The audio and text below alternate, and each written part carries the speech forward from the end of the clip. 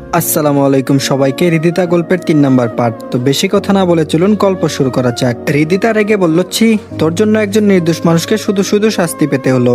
আমি তোকে কোনোদিনও ভালোবাসবো না, ঘৃণা করি তোকে। দুর্জয় বলল, আমাকে যখন ভালোবাসবেই না তাহলে তোকে সেই ব্যবস্থাই করছি, দাঁড়া। দুর্জয় এই কথা বলে হৃদিতার দিকে কুমন্ত্রণা নিয়ে এগিয়ে যেতে লাগলো। ঠিক তখনই তানিশা বলে উঠল, দুর্জয় ভালোই ভালোই হৃদিতাকে ছেড়ে দে, নয়তো কিন্তু এই পাথর দিয়ে তোর মাথা ফাটিয়ে ফেলবো। দুর্জয় বলল, কি তুই আমার মাথা ফাটাবি? দাঁড়া, আগে তোকেই দেখে নিচ্ছি। এই বলে গুটি গুটি পায়ে এগিয়ে যেতেই তানিশা অনেকটা ভয় পেয়ে বলে উঠল, আমার দিকে আরেক পা এগোলে এই পাথরটা তোর মাথায় পড়বে। তানিশা ভয়ে কান্না করার অবস্থা প্রায়। ব্যাস, দুর্জয় তানিশার কোনো কথাই কর্ণপাত না করে তানিশার দিকে যেতেই দুর্জয়ের চোখে সজোরে পাথরটি আঘাত করতেই দুর্জয় চোখ ধরে মাটিতে বসে পড়ে। এই সুযোগে হৃদিতা আর তানিশা সেখান থেকে পালিয়ে গিয়ে দ্রুত প্রিন্সিপাল স্যারের কাছে গিয়ে দুর্জয়ের নামে নালিশ করেন। ফলে প্রিন্সিপাল স্যারও দুর্জয়ের নামে আইনগত ব্যবস্থা গ্রহণ করেন। সেদিন হৃদিতা কিংবা তানিশা তাদের দুইজনের একজনেরও শিক্ষা সফরে কোনো আনন্দ উল্লাস করতে পারেনি। তাদের দুইজনেরই ভুল ভেঙেছে। হৃদিতা তো কান্না করে তানিশাকে বলে ফেললো, তানিশা বিশ্বাস কর, আমি সত্যি এসব জানতাম না, জানলে কখনো তোর ভাইয়ের সঙ্গে এমনটা করতাম না। তানিশা বলল, এখন এসব বলে কি হবে? আমিও তো তোর পক্ষ নিয়ে আমার ভাইকে অনেক অপমান করেছি। বোন হয়ে যে কথাগুলোকে ভাইকে বলা যায় না সেগুলোও বলেছি। হৃদিতা অনুরোধের স্বরে তানিশাকে বলল, তানিশা তুই কি পারবি না তোর ভাইকে একটু বুঝাতে? তানিশা বলল, কি বুঝাবো বল?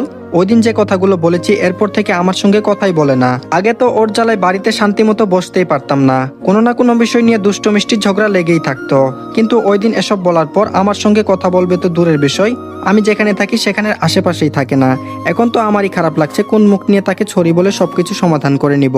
হৃদিতা বলল, আচ্ছা আমার সঙ্গে কি তোর ভাইকে গিয়ে একটু দেখা করিয়ে দিতে পারবি? আনিশা বলল, আমার মনে হয় না ও তোর সঙ্গে দেখা করবে। তাছাড়া আমি তো ওকে ছোট থেকেই চিনি।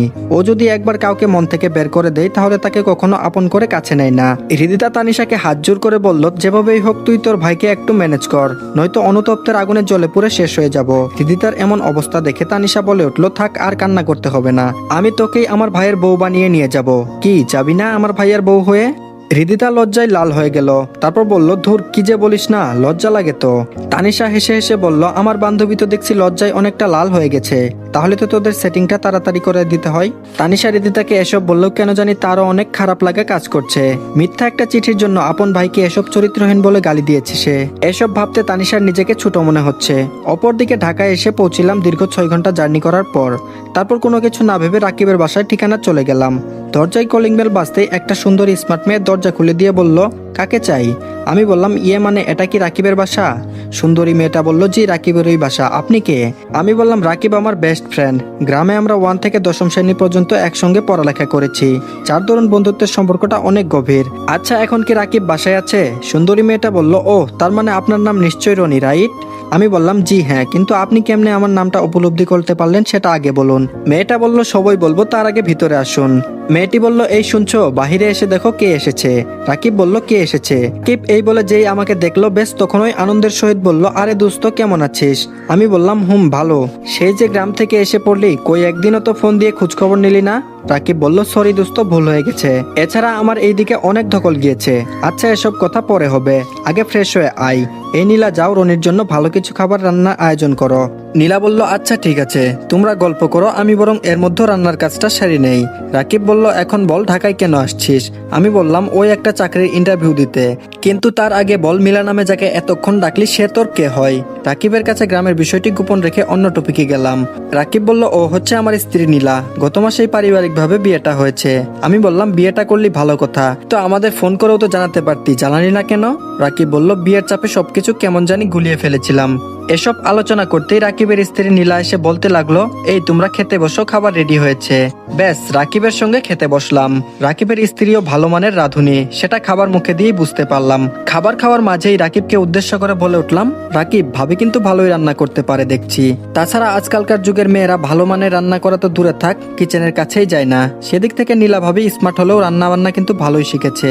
রাকিব বলল, আর বলিস না, দিনে 1000 রকম আইটেম খাবার রান্না করে খাওয়ায় আমাকে। তাছাড়া নীলা রান্না বান্না করতে অনেক ভালোবাসে, এর জন্য তো নীলা রান্নার খাবারে এতটা জাদু। নীলা রাকিবকে একটু খুঁচা মেরে বলল, খুব পাম দেয়া হচ্ছে তাই না? আমি বললাম, ভাবি সত্যিই আপনার রান্নাটা অনেক ভালো। নীলা বলল, ধন্যবাদ ভাইয়া। খাবারের পর্ব শেষ করে উঠতেই রাকিব বলল, তো এখন কার কাছে যাবি? আমি বললাম, না মানে 2টা দিন তোর এখানেই আপাতত আমাকে থাকতে হবে। একথা বলতে মিলা রাকিবকে ইশারা করে কি যেন বলল। বেশ, রাকিব কিছুক্ষণ দম নিয়ে বলতে লাগলো, সরি দোস্ত, এখানে মনে হয় থাকা হবে না তোর। আমি বললাম কেন? রাকিব বলল আজ রাত 9টায় নীলাকে নিয়ে তাদের বাসায় যেতে হবে। একা বাসায় তুই কেমনে থাকবি? তার থেকে আমার এক পরিচিত হোস্টেল আছে, নাম বলে দিচ্ছি, সেখানে গিয়ে আমার নাম বললেই ডিসকাউন্ট পাবি। রাকিবের কথা শুনে এবার বুঝতে পারলাম প্রকৃতপক্ষে সে আমাকে বাসায় আশ্রয় দিতে নারাজ, কিন্তু আমার মুখের উপর না করতে পারছে না দেখে আমাকে এখান থেকে তাড়ানোর একটা বাহানা বানাচ্ছে, সেটা রাকিবকে দেখেই স্পষ্ট বোঝা যাচ্ছে। এসব আনমনে ভাবতে ভাবতে রাকিব বলে উঠল, কিরে কি ভাবছিস? ওখানে কোনো সমস্যা হবে না। রাকিব বলল আমি ফোন করে সব ঠিক করে দিচ্ছি, তুই বরং সেখানেই চলে যা। রাকিবের আচরণ দেখে কেমন জানি নিজেকে অসহায় লাগছে। মুখের উপর না করতে পারছে না দেখে বাহানা ধরে আমাকে তাড়াচ্ছে। না, এখানে থাকতে হয়তো ওদের সমস্যা হচ্ছে, বরং আমি এখান থেকে এখনই চলে যাই। এসব ভেবে রাকিবকে উদ্দেশ্য করে বলে উঠলাম, না রে দোস্ত, সেটা আর প্রয়োজন হবে না, ভালো থাকিস, চললাম। মন খারাপ করে ব্যাগটা হাতে নিয়ে দরজার সামনে যেতেই ব্যাগে রাখা চেনটির কথা মনে পড়ে গেল। এই চেনটা হৃদিতাকে দিবার জন্য অনেক শখ করে কিনেছিলাম, কিন্তু ভাগ্যের কি নির্মম পরিহাস, সেই সুযোগ আর আমার হলো না। ব্যাস দরজার ওখান থেকে আবার ফিরে নীলা ভাবির কাছে গিয়ে দাঁড়াতেই রাকিব জিজ্ঞেস করে উঠল, কিরে কিছু বলবি? আমি বললাম না তেমন কিছু না, এই চেনটা ভাবিকে দিতেই ভুলে গিয়েছিলাম, তাই দিতে আসলাম। তাছাড়া আমার কোনো প্রিয়জন নেই যে তাকে চেনটা দিব, তাই ভাবিকেই দিচ্ছি। চেনটা নীলার হাতে দিয়ে চলে আসতে যাব, এর মধ্যে নীলা আমাকে উদ্দেশ্য করে বলে উঠল, ভাইয়া দাঁড়ান। আমি বললাম হ্যাঁ বলেন।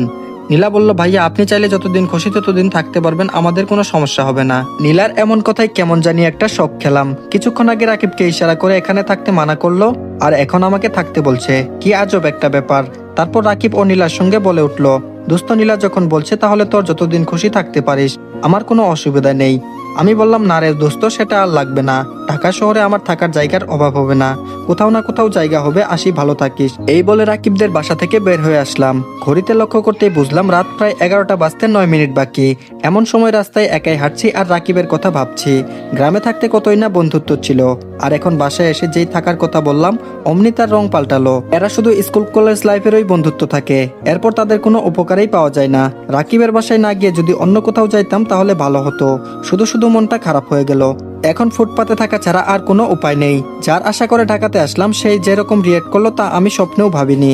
এসব ভেবে আনমনে রাস্তা হাঁটতেই হঠাৎ একটা বৃদ্ধ লোক দৌড়ে এসে আমার কাছে এসে বলতে লাগলো, বাবা আমার মেয়েটাকে ওই বখাটের হাত থেকে বাঁচাও প্লিজ। বৃদ্ধ লোকটির কথাটি শুনে কোনো কিছু না ভেবে বৃদ্ধ লোকটির সঙ্গে যেতেই কিছু দূরে লক্ষ্য করলাম দুইটা বখাটে মেয়েটার শরীরে হাত দিতে যাচ্ছে, কিন্তু মেয়েটা তার হাত বারবার সরিয়ে দিচ্ছে। এই দৃশ্য দেখে নিজেকে সামলাতে পারলাম না। এক পা সামনে এগোতে মনে হতে লাগলো আমি তো একা ওদের সঙ্গে লড়াই করতে পারবো না, তবে কিছু একটা দিয়ে তাদের আঘাত করতেই হবে, তবে না মেয়েটাকে ছাড়তে বাধ্য হবে। এসব ভাবতেই বৃদ্ধ লোকটি বলল, বাবা প্লিজ আমার মেয়েটাকে বাঁচাও, নয়তো এই নরপশুর কাছ থেকে আমার মেয়েটা রেহাই পাবে না। আশেপাশে কিছু একটা খুঁজতেই দোকানে রাখা একটা লাঠি পেয়ে গেলাম। সেটা নিয়ে দ্রুত সেখানে গিয়ে কোনো কথা না বলে পিছন দিক থেকে দুই বখাটেকে মারতেই একটার মাথা ফেটে রক্ত ঝরতে লাগলো, আরেকটা দেখেই ভয় পেয়ে দৌড়াতে লাগলো। কিন্তু এক বখাটে আমার কাছ থেকে রক্ষা পায়নি, তাকে লাঠি দিয়ে আরো কয়েকটা আঘাত করতেই বৃদ্ধ লোকটি বলে উঠলো, বাবা এবার ওকে ছেড়ে দাও, নয়তো মরে যাবে। আমি বললাম, না আঙ্কেল, ওকে পুলিশের হাতে তুলে দিব, এদের ছাড় দিলে রাস্তাঘাটে আরো বখাটেগিরি করবে। বখাটেটি আমার পা জড়িয়ে ধরে বলল, ভাই প্লিজ আমাকে আর মাইরেন না, আমি আর জীবনে কোনো মেয়ের দিকে তাকাবো না, তারপরও আমাকে পুলিশের হাতে তুলে দিবেন না প্লিজ। মেয়েটি কান্না করে করে বলল, না ভাইয়া, ওকে ছাড় দিবেন না, আজ আপনি আমাকে না বাঁচাতে আসলে কাল সমাজে আমি মুখ দেখাতে পারতাম না, সুইসাইড করতে হতো আমাকে। আমি বললাম, কি বললো শুনলি তো, এখন তোকে কোনো ছাড় দেওয়া চলবে না, তোকে পুলিশের কাছেই রাখতে হবে। বেশ, আমার কথা শুনে বৃদ্ধ লোকটিও বলল, বাবা একটু অপেক্ষা করো, পুলিশকে ফোন করে জানিয়ে দিয়েছি, তারা আসতেছে। কিছুক্ষণের মধ্যেই পুলিশ এসে সেই বখাটেকে ধরে নিয়ে গেল। তারপর আঙ্কেলকে নিয়ে একটা প্রাইভেট কারে এসে নিয়ে গেল। গাড়ি দেখে বুঝতে পারলাম আঙ্কেলটি অনেক বড় লোক। আঙ্কেল যদিও আমাকে জিজ্ঞেস করছিল যদি সমস্যা হয় আমাকে জানিও, এই হলো আমার ভিজিটিং কার্ড। প্রতি উত্তরে বলেছিলাম অবশ্যই আপনাকে জানাবো। বেশ, রাতটা ফুটপাতে নির্ঘুম কাটিয়ে দিতে হচ্ছে। এখন কাকা কাকিমা ছাড়া যে বাস্তবতা কত কঠিন তা এখন হারে হারে টের পাচ্ছি। গ্রামে যে ফিরে যাব সেটাও সম্ভব না। আল্লাহর উপর বিশ্বাস রেখে দীর্ঘ একটি নিঃশ্বাস ফেলে ভাবতে লাগলাম সকালে একটা না একটা ব্যবস্থা হয়েই যাবে। অপরদিকে তানিশা বলল, মা আজ বাদরটাকে দেখছি না যে, কই সে? তানিশা একথা বলতেই তানিশার মা কান্না করে বলল, মারে আমার মনে হয় রনি আমাদের ছেড়ে অন্য কোনো শহরে চলে গিয়েছে। তানিশা বলল, কি বলছো, চলে গেছে মানে? কোথায় গিয়েছে? আমরা ছাড়া ওর কে বা আছে? তানিশার চোখের কোনো ইতিমধ্যে পানি জমে গিয়েছে।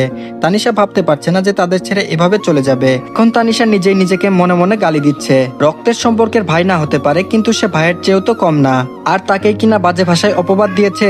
এসব ভাবতেই তানিশা কান্না করে দিয়ে বলল, মা এখন আমি কার সঙ্গে ঝগড়া করব? ও তো চলে গেল। তানিশার মা কান্না কণ্ঠে বলল, মারে সেদিন ওসব কথা যদি না বলতি তাহলে হয়তো ও আমাদের ছেড়ে চলে যেত না। যদিও ও আমার পেটের সন্তান না, তারপরও তো তোকে নিজের বোন ভাবতো। এমন একজনকে কেমনে বাজে ভাষায় বললি? তোর মুখে কি একটু আটকায়নি? তানিশা বলল, মা আমার ভুল হয়েছে, সেদিন রাগের মাথায় এসব উল্টাপাল্টা কথা বলেছি, কিন্তু তুমি ওকে চলে যেতে দিলে কেন? তানিশার মা বলল, আমিও জানতাম না। তোদের কলেজের প্রিন্সিপাল আমাকে কয়েক ঘন্টা আগে ফোন করে বলল ও নাকি কলেজ থেকে টিসি নিয়েছে। তার কারণ স্বরূপ এটাও বলছে আমরা নাকি সপরিবারে ঢাকায় চলে যাচ্ছি। একথা প্রিন্সিপাল শুনে টিসিটা দিয়েছে। তানিশা বলল, মা রনি তাহলে আমাদের এখানে আর আসবে না? কাকিমা কেঁদে কেঁদে বলল, তুইও ওকে ভালো করে জানিস, ও ছোট থেকে একটু জেদি, যা বলে তাই করে। আমাদের এখান থেকে চলে যেহেতু গিয়েছে তাই মনে হয় আর ফিরে আসবে না। এটা ভাবতে ভিতরে দুমড়ে মুচড়ে উঠছে রে মা। এদিকে হৃদিতাও অনেক আগ্রহ নিয়ে বসে আছে কাল কলেজে গিয়ে সব ভুল বুঝাবুঝি ভেঙে রনিকে প্রপোজ করবে। কিন্তু হৃদিতার মাথায় একটা চিন্তায় বারবার খেলছে, ও কি আমাকে ক্ষমা করে ভালোবাসতে পারবে নাকি রিজেক্ট করবে? না না, এমন কিছুই হবে না। যে ছেলে আমার পিছনে 2 বছর পরে থাকতে পারে, তাকে আমি যদি আগ বাড়িয়ে প্রপোজাল দিই, সে তো আমাকে ফিরিয়ে দিতে পারবে না। হৃদিতা আনমনে ভেবে কিছুটা আনন্দিত হয়ে উঠল। বেশ, এর মধ্যে তানিশার কোলে হৃদিতার ফোন বেজে উঠল। হৃদিতা ফোনটা রিসিভ করেই বলে উঠল, তোর ভাইকে কি ম্যানেজ করেছিস? তানিশা বলল, কিছুই ম্যানেজ করতে পারিনি রে, তার আগেই সব শেষ হয়ে গেল। এই বলেই তানিশা কান্না করে উঠল। তানিশার কান্না শুনে হৃদিতা কিছুটা ভয় পেয়ে বলে উঠল, তানিশা বাসায় কিছু হয়েছে, কান্না করছিস কেন? তানিশা বলল, রনি আমাদের বাসা ছেড়ে চলে গিয়েছে, আর কোথাও কার কাছে চলে গেছে কিছুই বলে যায়নি। কলেজ থেকে ও টিসি নিয়ে ফেলেছে। এখন নিজেকে খুব অপরাধী মনে হচ্ছে রে। সেদিন যদি ওসব বাজে কথা না বলতাম তাহলে হয়তো আমাদের ছেড়ে চলে যাইতো না। সরি রে, তোদের দুইজনকে আর মিলিয়ে দিতে পারলাম না।